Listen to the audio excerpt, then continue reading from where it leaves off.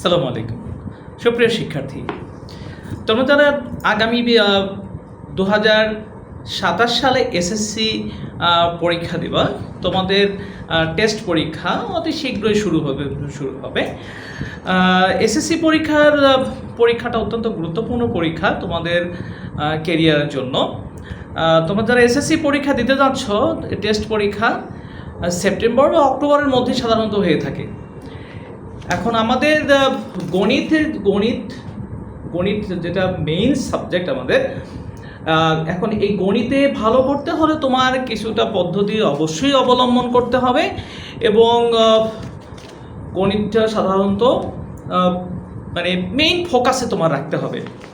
তাহলে গণিত তুমি যখন পড়বা তখন তোমাকে টার্গেটটা ফিক্স করতে হবে, তোমাকে কয়টা উত্তর করতে হবে এবং গ্রুপগুলো সম্পর্কে জানতে হবে। যেমন তোমার এখানে যে গ্রুপটা আছে, যে গ্রুপ এ অর্থাৎ ক, গ্রুপ বি খ, গ্রুপ সি দ্যাট মিনস গ, গ্রুপ ডি, এই গ্রুপগুলো সম্পর্কে তোমার জানতে হবে। তাহলে প্রথম যে গ্রুপটা আছে অ্যালজেব্রা, যেটা বলা অ্যালজেব্রা, সেখানে কিছু কিছু অধ্যায় আছে এবং যেহেতু সম্পূর্ণ বইয়ের উপর তোমার পরীক্ষাটা হবে, সেখানে তোমাকে যেটা মনে রাখতে হবে যে অবশ্যই তোমাকে 5টা সৃজনশীল অ্যান্সার করে আসতে হবে। সেখানে তুমি যদি শেষের দিক থেকে উত্তর করো তাহলে তোমার যে সুবিধাটা হবে, তুমি অল্প পড়ে ভালো অ্যান্সার করতে পারবা সেখানে। অর্থাৎ এক্সারসাইজ 17 স্ট্যাটিস্টিক্স মানে পরিসংখ্যান, এটা তুমি ভালোভাবে পড়বা, খুব অল্প পড়ে এখানে ভালো 2টো সৃজনশীলে কমন পাওয়া সম্ভব। তাহলে এখানে অল্প পড়ে আমরা 2টো অ্যান্সার করতে পারছি। এরপরে তুমি যদি দেখো গ্রুপ সিতে আসো ট্রিগোনোমেট্রি, তাহলে সেখানে তুমি পাবে হলো তোমার ট্রিগোনোমেট্রির চ্যাপ্টার 9, চ্যাপ্টার 10, চ্যাপ্টার 16। অর্থাৎ ট্রিগোনোমেট্রিতে তুমি 3টা অধ্যায় পাবে। এখানে 9.1, 9.2 এটা খুবই সহজ একটা অধ্যায়। তারপরে এর সাথে আছে 10টাও খুব সহজ। তুমি যদি সূত্রগুলো ভালোভাবে খেয়াল করতে পারো তাহলে এটা তোমার জন্য খুবই সুবিধা হবে। এরপরে চ্যাপ্টার 16 যদি বলি, এটা সম্পূর্ণ নির্ভর করবে তোমার সূত্রের উপর। তুমি যদি বিভিন্ন সূত্রগুলো ভালোভাবে আয়ত্তে রাখতে পারো তাহলে তোমার জন্য ভালো। এক্সারসাইজ 16.4টা ইম্পর্টেন্ট সিকিউর জন্য, আর 16.3 হলো এমসিকিউ এর জন্য। এরপরে 16.1, 16.2 এখানে কিছু কিছু অঙ্কগুলো করলেই হয়ে যায়। তাহলে এরপরে আসি গ্রুপ বিতে। গ্রুপ বি হলো তোমার জিওমেট্রি।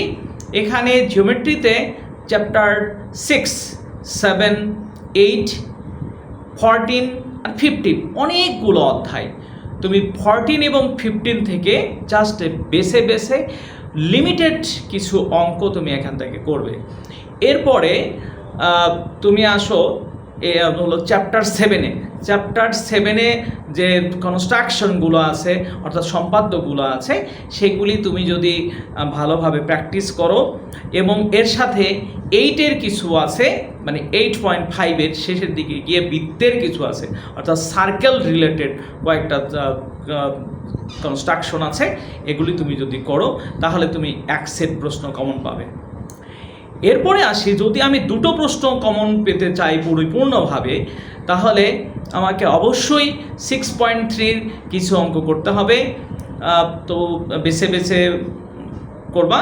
8.1 থেকে 8.5 পর্যন্ত অনেকগুলো থিওরেম আছে, এক্সারসাইজ আছে, এগুলি করতে হবে। তবে চ্যাপ্টার 8-এর যেহেতু সংখ্যা অনেক বেশি, এখানে তোমার মনে রাখার একটা উপায় হলো যদি যে কটা থিওরেম আছে থিওরেমগুলো ভালো করে পড়বা এবং এর পাশাপাশি এক্সারসাইজ 8.5টা ভালোভাবে দেখবা।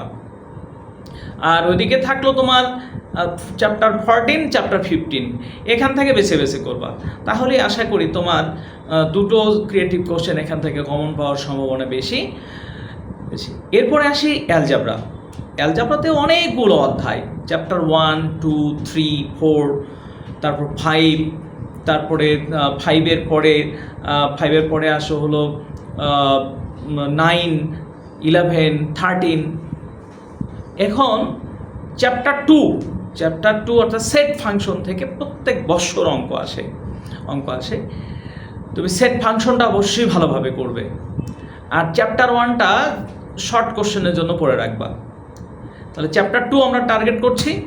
এরপর চ্যাপ্টার 3 যেহেতু ইজি এবং বেসিক একটা চ্যাপ্টার, এখান থেকে অঙ্ক আসেই প্রত্যেকবার, কিন্তু যেহেতু দুটো সিকিউ এখানে থাকবে, কিন্তু এখানে কিন্তু অধ্যায় অনেকগুলো আছে, বিষয়গুলো মাথায় রাখতে হবে।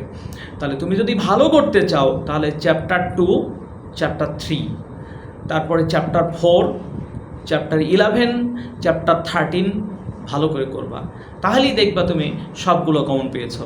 তোমাদের সময় নেই, সময় সংক্ষিপ্ত, সুতরাং স্রোতে গা না ভাসিয়ে যে প্রশ্ন সহজ হবে, কবে পরীক্ষা হবে, কি হবে না হবে এগুলি চিন্তা না করে তোমরা পড়াশোনা শুরু করো। ঠিক লেভেলটা বজায় রাখো, যে পরীক্ষার হলে আমি এর দেখে লিখবো, হলের প্রশ্ন সহজ হবে, বন্ধুবান্ধব সহযোগিতা করবে, স্যারেরা কিছু বলবে না, এই চিন্তা ভাবনাগুলো আপাতত মাথা থেকে মুছে ফেলো। ধন্যবাদ সকলকে। আগামীতে আরও দেখা হবে। এখন নতুন ক্লাসগুলো পাবে, ক্লাসের ভিডিওগুলো পাবে আমার এখানে। সো ধন্যবাদ সবাইকে।